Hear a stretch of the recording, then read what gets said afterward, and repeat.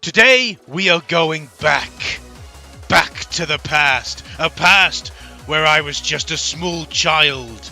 Today we are dueling in the 90s. 4 Yu-Gi-Oh games, all originally released in the 90s. I will give my first impressions on all 4, but keep in mind that with the final game, I have already played it and owned it as a child. Still, have my original copy as of today. So let's duel!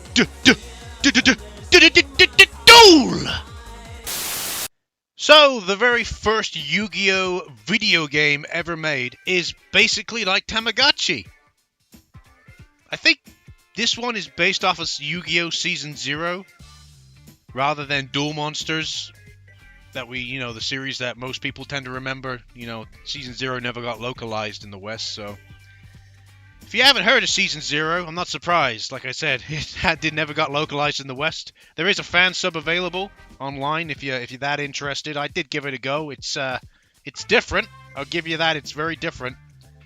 So, let's talk about the game. Monster Breed and Battle. What a name, right?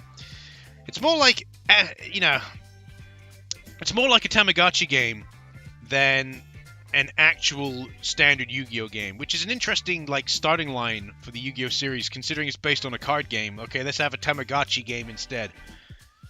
Alright, whatever, The first impression of this game is, like I said, it's a Tamagotchi game. I can't stress this enough. There isn't really much else to say about it. It plays like a Tamagotchi game. You pick a fertilized egg, you hatch it, you take care of it, then you raise it up, and raise its stats, get it to do some training in that, and get it to fight in tournaments. It's actually very similar to the very first Digimon world, interestingly enough.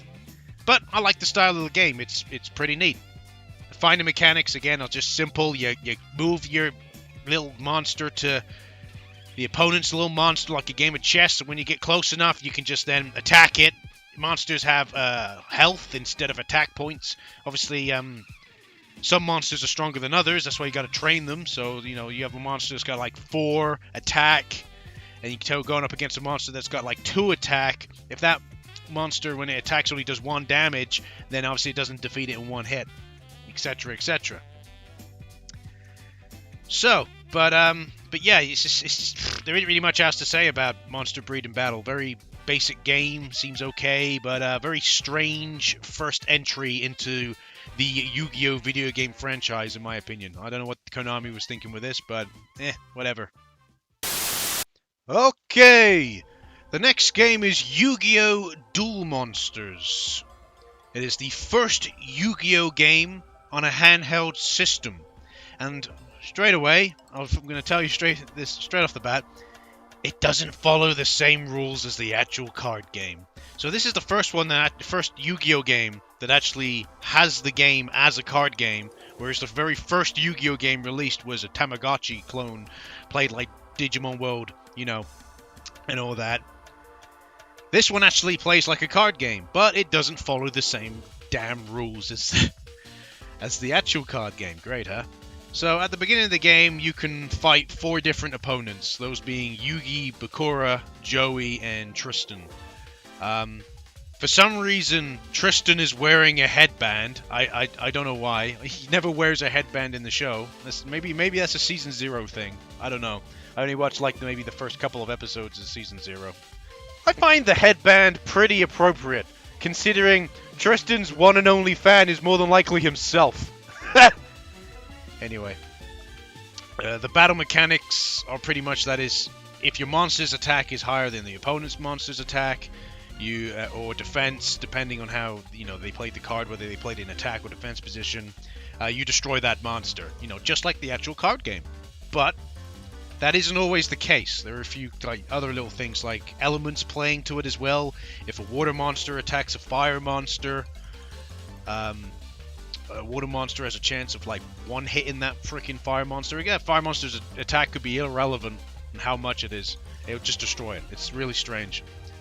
But yeah, it's a small little game, but they had to start somewhere. And of course it's in black and white. It's the Game Boy. What do you expect? I like the little border around it though. That's cool. That's cool. Yu-Gi-Oh! Duel Monsters 2. So yeah, pretty much the same as Duel Monsters, but now in Technicolor.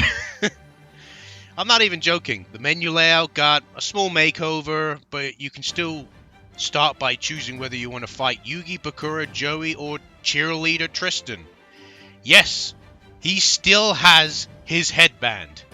So you have the same people to fight at the beginning of the game as you did in the previous game. So there's no variety there. And literally, you win a duel, and exactly the same events happen. You get a few points, and Taya talks to you. So it's very similar. Even the same music is used as well from the previous game. So the only difference I could see is at least I actually get cards after winning, whereas before I got points. You still get points, but before you didn't get any cards. Not that I could see anyway, but now you do. So I guess that's an improvement. But besides that, there isn't really much else to say about Duel Monsters 2. Here it is! The Yu-Gi-Oh! Game everyone remembers from their childhood. So, let's talk about this game. So instead of playing in the present like the previous Yu-Gi-Oh! Games and most of the future ones, you play in the past as the Pharaoh. And once again, the game doesn't follow the rules of the actual card game. Instead, it has its own set of rules. But don't worry, they're close. They get in there, you know. They're learning. I think they're learning. Who knows? For example, you can play Meteor Black Dragon, the strongest card in the game, without even sacrificing any monsters. Also, you don't need polymerization to fuse cards together. You just throw the cards into each other, and boom, you got a new, stronger monster. I'm not kidding. The game's pretty big, in all fairness, and has loads of duelists to play against and unlock. It somehow has the friendship crew. Everyone, put your hands together, and I'll mark us with a special sign. But they're different people and look just like them. The strongest duelist in the game is Duel Master K, who has 3 Blue Eyes Ultimate Dragons, 3 Meteor Black Dragons, and 3 Red Eyes Black Skull Dragons. And that's not including a Dark Magician and a Black Magician of Chaos as well. What? Jesus!